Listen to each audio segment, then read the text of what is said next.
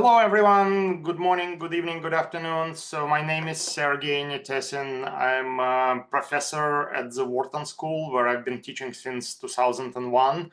I teach entrepreneurship and innovation, and I'm also a senior vice dean of global initiatives and innovation, which is to say, I lead a lot of innovation activities at Wharton, creating new business models for the Wharton School as an educational institution.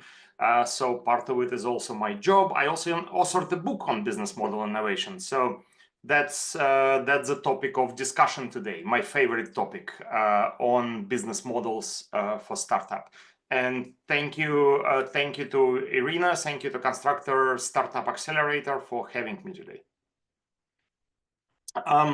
So I will begin our lecture today with this kind of analogies that we like to use in the startup world in the minds of an investor. So if you are a startup founder, you're looking for an investor. Very often, an investor, a venture capital fund, an angel, is going to look at you and think about you as kind of a combination of a horse and a jockey, or horses and jockeys. And horses are, of course, these are your business models. This is your product, your market, all of those things that are not related to the team. And then there are jockeys. So the team of founders or co-founders with all of the previous experiences, with all of the entrepreneurial experiences, connections, and so on and so forth. The question I often ask in my classes is, what is more important? Is it important to have a great team of jockeys, or is it more important to have a great horse? And we can argue about it. I often ask my students to vote, and usually voices are kind of a split 50-50 more or less. Actually, a few more people tend to say, like, look, the team is much more important. And if you wanted to understand in reality what is more important, that is incredibly hard. It's very hard to separate the kind of the experience and nature of founders from the business model. So one other thing that we can do, we can ask investors. We can say, hey, how do you make decisions? What is more important to you? And there is some data on this. So a couple of colleagues of mine have done this study, and they asked investors, they asked venture capitalists in Silicon Valley. This is the question that was asked to about 800 venture capital firms, pretty much covering entire Silicon Valley. So, it's a pretty representative sample. So what they said to 95% of them, the team was very important. Okay, so team kind of came out on top. But then very close second was business model, and then product, market, valuation, and then there is fit with the fund, the ability to add value in an industry. So to me, if I look at items number 2, 3, 4, and 5 on the list, all of that somehow kind of aggregates to a business model. So to me, this is the horse. This is the kind of the business model, because product is a part of the business model, as we will see. A market is a part of the business model, and even valuation is most of the time an outcome of your business model, of your unit economics, and value propositions that you offer. So just kind of as an aside, I mean, our session is not about this today, but I want to mention, so when venture capitalists are looking at the team, what are they looking for? And you see on the right here, they're looking for some industry experience. They're looking for entrepreneurial experience, ability, teamwork, passion.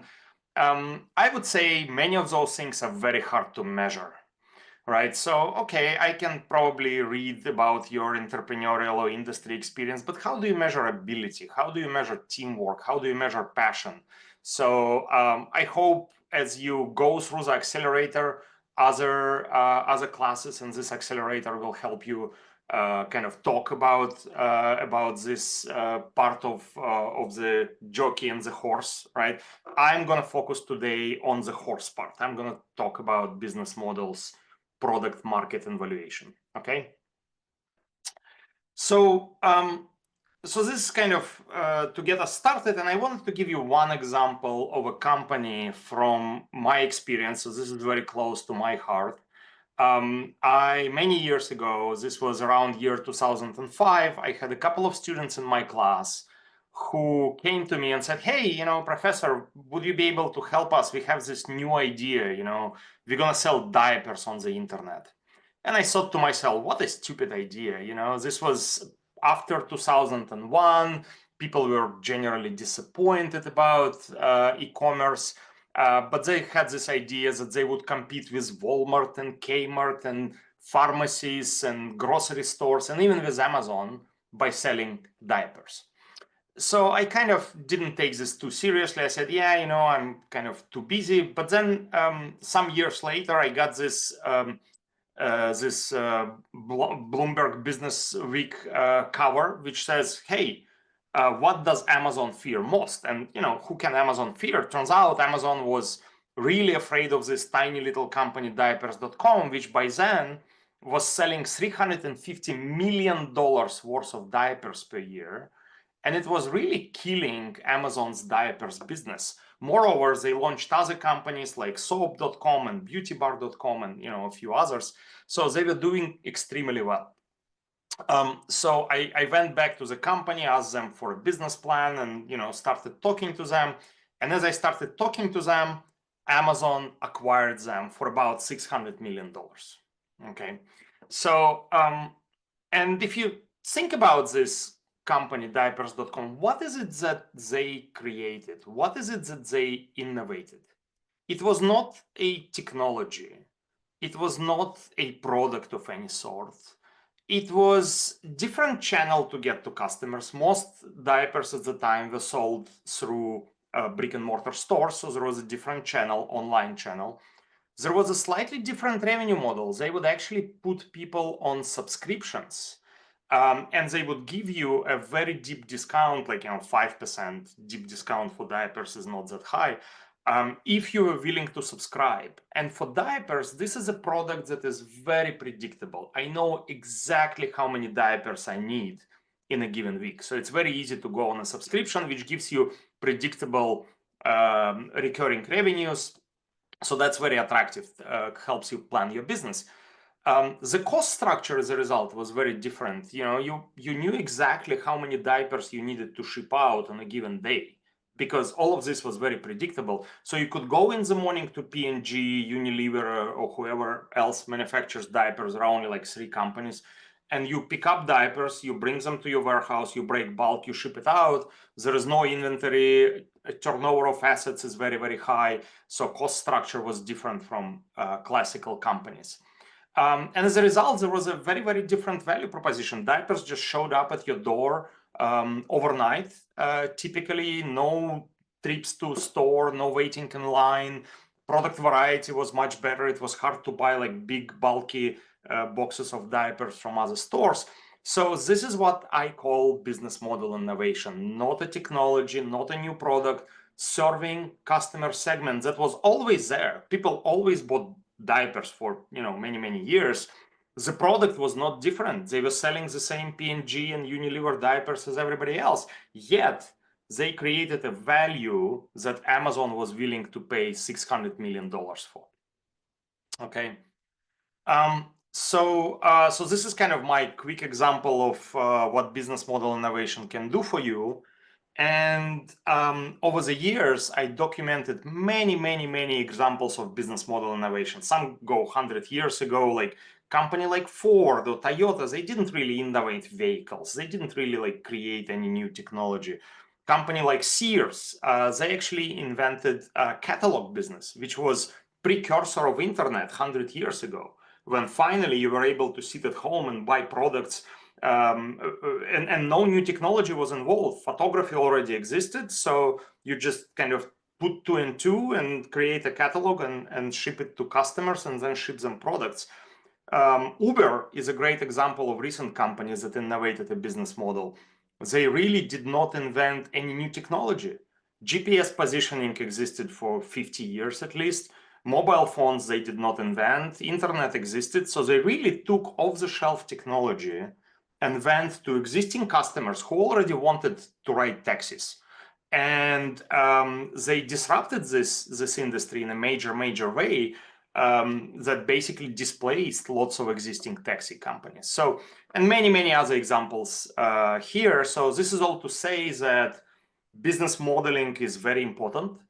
And a lot of latest and greatest startups that we see out there, companies like Airbnb and Uber and Alibaba and Amazon, they do not necessarily innovate with new technologies.